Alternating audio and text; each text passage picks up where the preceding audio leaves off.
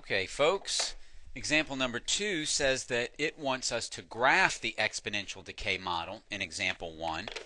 Okay, it says plot values for the first 5 years. Remember, since this is a real life problem, we can have different units on the x and y axis. Okay, now guys, when we're doing this, I'm going to show you a little time-saving model here.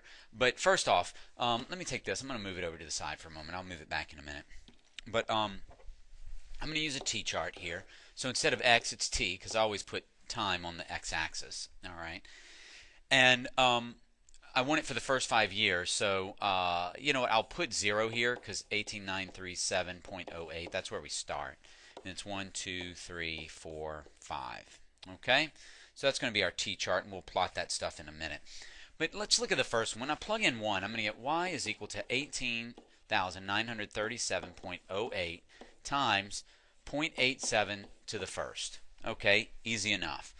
I'm just going to multiply 18,937.08 times 0.87 on my old trusty calculator here, and I'm going to get 16,475.26. And I'm not going to clear it from my calculator because you know what the next one says?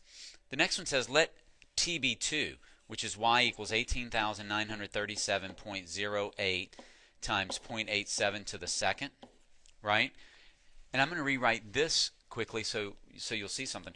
Y is equal to 18,937.08 times 0.87 times 0.87, right? Because that's what 0.87 squared is. But remember, we already know what these two multiplied together are. They're that number, okay, or the one that I still have in my calculator that's not rounded. So all I have to do is take the number that's in my calculator and type in times 0.87, right, times this last 0.87 right there, and I'm going to get 14,333.48. Now I rounded it for my answer, but I'm not going to round it in the calculator.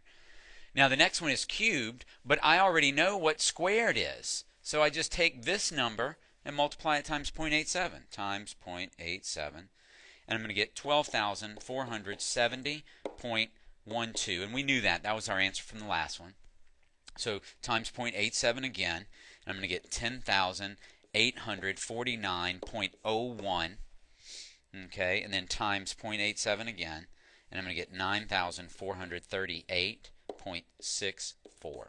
Now, when I take my graph, and you know what, I'm going to drag it down and put it a little below here. Is that all right? Okay. Now, what I'm going to do is I'm going to let on the x-axis, or the t-axis, I should say. Okay, this is going to be 1 year. No, you know what? I'm going to let this be 1 year. I'll let 2 squares be a year. So 3, 4, and 5. And you know what? This one up here, I'm going to let that be 20,000. And then this one would be 10,000. So that means that each square going up along the y-axis is worth 2,000. Okay? So now when t was 0 is 18,937. So that's about right here. Okay? After 1 year, it's 16,475. So let's see. That's going to give me 12,000, 14,000, 16,400. Okay, so about right there. All right. Then after 2 years, whoa, Mr.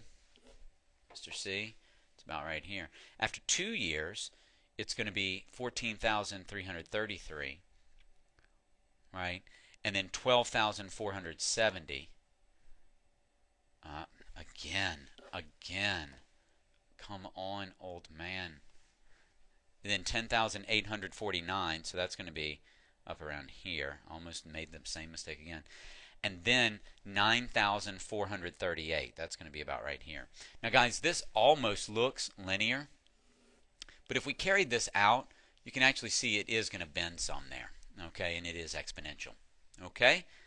All right, great job, guys. I hope you learned that little shortcut there, that you just multiply it by that % each time, because that's how much remains. If it decreases by 13%, then 0.87 remains. All right? Good job, guys. I'll see you at example 3.